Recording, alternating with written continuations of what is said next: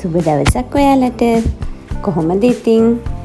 ඔන්න මං අර කිව්ව මට හම්බුණු gift එක බලන්නයි දැන් අපි ලෑස්ති වෙන්නේ. මට මේ gift එක ඇවිල්ලා තියෙනවා ගන්න කියලා මහත්තයා කෝල් කරනකොට මම වීඩියෝ එකක් හදාද තමයි හිටියේ. ඉතින් මෙතන කැමරාව ඔන්න එකේ තමයි තිබ්බේ. ඉතින් මට හිතුණා මේක එයා කිව්වා ඔයාට ඇනිවර්සරි එකට තමයි මම ඕක ගත්තේ. පොඩක් පරිස්සමෙන් දිගාරින්න මේ බලන්නකො හොඳයිද කියලා එහෙම කිව්වා.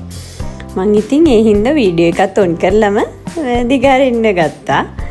මොකක් හරි මම හිතුවේ ස්ටැචු එකක් මොකක් හරි මොකද එයා පරිස්සමෙන් කිව්වම නිකන් බින්දෙන දෙයක් වගේ.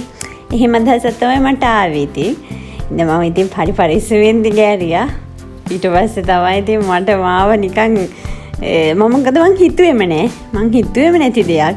මට අපේ 3 වෙනි ඇනිවර්සරියටත් ෆෝන් එකක් හම්බුණා. හැබැයි මට ඒක එයා මට මේ කියලා ගෙනාවේ. කියන්නේ ෆෝන් එකක් ගමු කියලා අපි කතා වෙලා තමයි ඒ 3 වෙනි ඇනිවර්සරි වෙනුවෙන් ඒ ෆෝන් එක ගත්තේ. ඒක තමයි මම මේ වෙනකම්ම පාවිච්චි කරේ.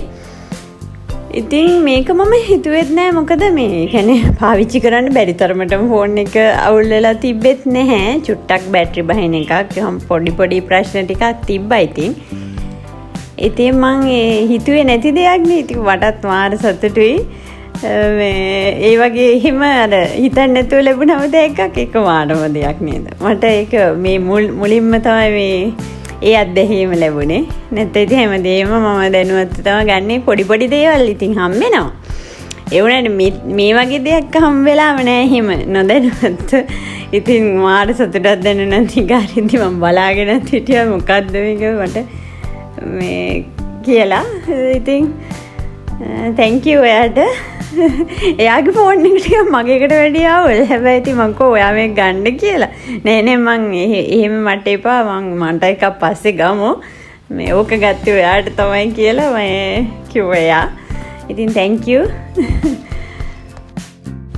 මට කලින් දවසේ ලොකු බබා කිව්වා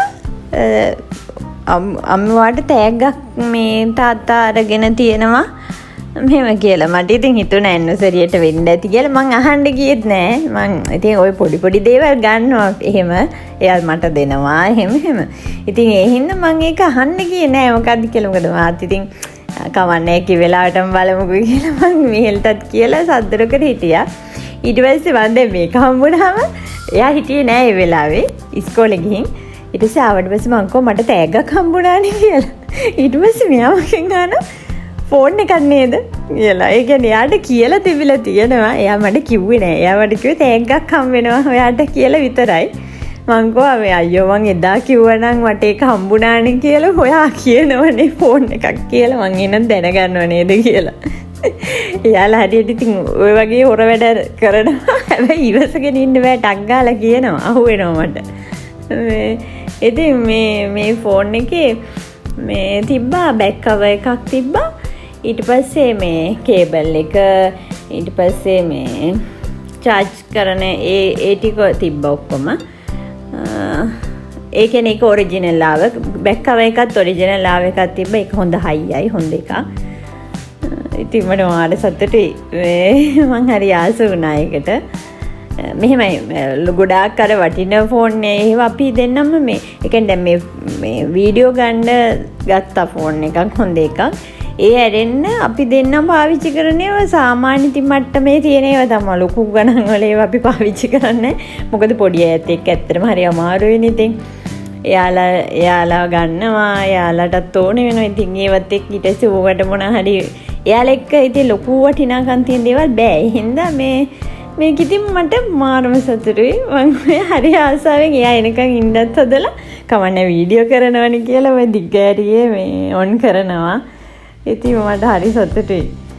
මේ බලන්නකෝ ඔයාලත් කොහොමද කියලා කමෙන්ට් එකක් දාන්න. හොඳයිද මගේ තෑග්ග කියලා. මේ ලස්සන කලර් එකක් තියෙන එකේ.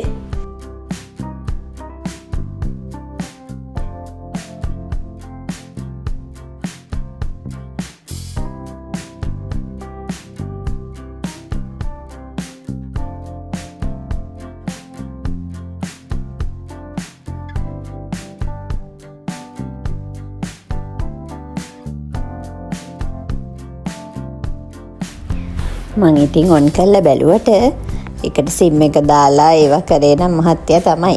එයා ඇවිල්ලා ඉතින් ඒ ටික මට හදලා දුන්නා.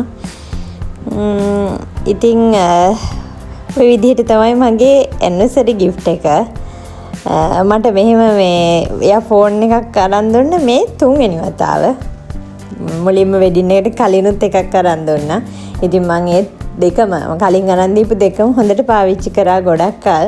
ඉතින් මේකත් මම එහෙමයි ගොඩක් කල් පාවිච්චි කරනවා. ඉතින් එහෙනම් අදට මේ වීඩියෝ එක මෙතනින් මම ඉවර කරනවා.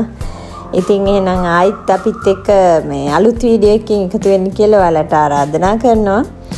මතක ඇතුවම මගේ ෆෝන් එක ගැන ඔයගොල්ලන්ගේ අදහස කමෙන්ට් එකක් එකතු කරන්න. ඒ වගේම තමයි අපිව subscribe කරපු නැති අය ඉන්නවනම් subscribe කරන්න. මතක ඇතුවම bell icon එකත් click කරන්න. like එකක් comment එකක් දාන්නත් අමතක කරන්න එපා. එහෙනම් අදට අපි ගිහින් එන්න. Thank you for watching. Bye.